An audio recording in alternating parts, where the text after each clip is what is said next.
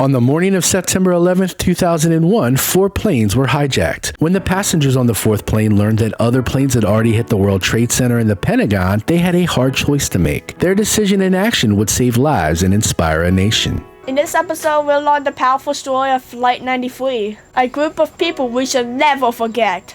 The passengers on this flight were not soldiers or superheroes. They were ordinary people who did something truly heroic. If you check the video description, you'll find discussion questions and activity ideas to explore the heroes of Flight 93 deeper. Remember, this is a difficult topic for anyone. And we created this series to help people learn about September 11th in a safe and meaningful way. What happened on Flight 93?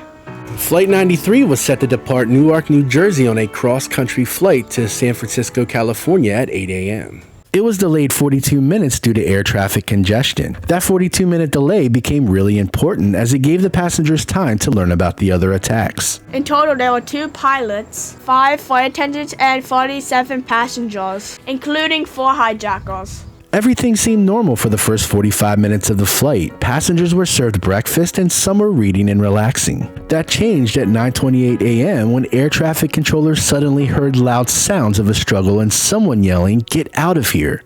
It was then that the hijackers stormed the cockpit and took over the plane. During the struggle, the plane dipped and turned back east. Based on investigations, the likely target was the U.S. Capitol, though some believe it may have been the White House. How did the flight attendants and passengers respond? The hijackers told the passengers that they would be flying back to the airport and that they would be okay. But the passengers on Flight 93 did not believe them. After the hijacking began, several passengers and crew members used earphones and cell phones to speak to family members and emergency services. From these conversations, they learned that other planes had already crashed into the Twin Towers and the Pentagon. The phone calls helped us get a better idea of what was happening on the plane. Some of the passengers who made calls include Honor Elizabeth Wainio, Tom Burnett, and Jeremy Glick, all who were told about the attacks on the Pentagon and the World Trade Center by loved ones. Lauren Grancolas and Cece Lyles called their husbands and left voice messages about the hijacking. Sandra Bradshaw was a flight attendant who called her husband and told him she was boiling water to use against the hijackers. And Todd Beamer, who spoke with GTE operator Lisa Jefferson. According to Jefferson, he stayed calm and ended his call with "Let's roll" as the passengers began to fight back. We'll never know everything that happened on the plane, but the phone calls give us a very good picture. The passengers had a really hard decision to make and not a whole lot of time to decide. What did the passengers of Flight 93 decide to do?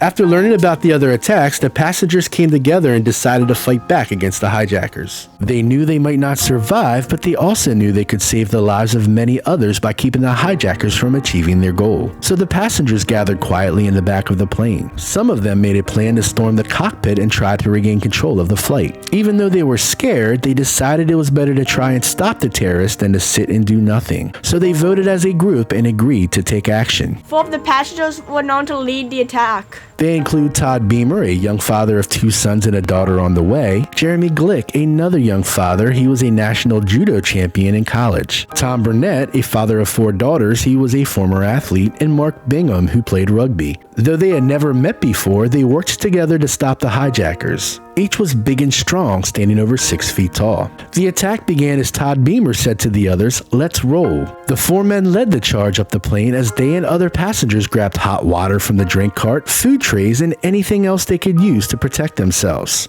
The group first attacked a hijacker who pretended to have a bomb in hopes of scaring the passengers into not fighting back. They charged down the aisle, yelling and walking together to fight the other hijackers. The cockpit voice recorder captured the sounds of crashing, yelling, and the hijackers trying to shake the passengers off by turning the plane sharply. Despite the hijackers' attempts, the passengers made it all the way to the cockpit door and tried to break it down. Knowing they were about to lose control of the plane, the hijacker flying the aircraft crashed it on purpose into a field in Shanksville, Pennsylvania at 10:03 a.m. Everyone on board died, but because of the passengers' bravery, the terrorists never reached their target. Experts believe thousands more people might have died if the plane had hit the Capitol or the White House. How can we celebrate the heroes of Flight 93? We can never repay the heroes of Flight 93 for their sacrifice, but we can honor their memory by never forgetting them. Of course, learning about them is a good start. We can remember their names and make sure their actions aren't forgotten. Another great way to honor them is by visiting the Flight 93 National Memorial near Shanksville, Pennsylvania, which is at the site of where the plane crashed.